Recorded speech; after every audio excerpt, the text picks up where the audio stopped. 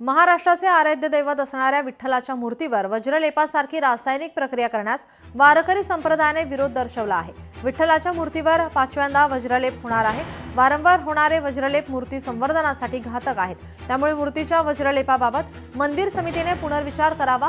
वारकरी पाईक संघासह सर्व वारकरी संघटनांचा मूर्तीवर वज्रलेपासारखी रासायनिक प्रक्रिया करण्यास पूर्ण विरोध असल्याची माहिती पाईक संघाचे सचिव नागेश बागडे यांनी दिली आहे। त्यामुळे आता पंढरपूरच्या विठ्ठल मूर्तीवर होणारी वज्रलेपासारखी रासायनिक प्रक्रिया वादाच्या भोवऱ्यात सापडण्याची शक्यता आहे।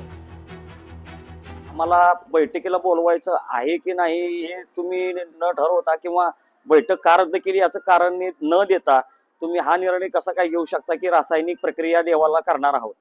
तर देवाला रासायनिक प्रक्रिया केल्यानं काय दुष्परिणाम होतील हे आपण लॉकडाऊनच्या पिरियडमध्ये रासायनिक प्रक्रिया केल्यानंतर अनुभवलेलं आहेच। लोकशाही मराठी ऐका, पहा, जागरूक रहा।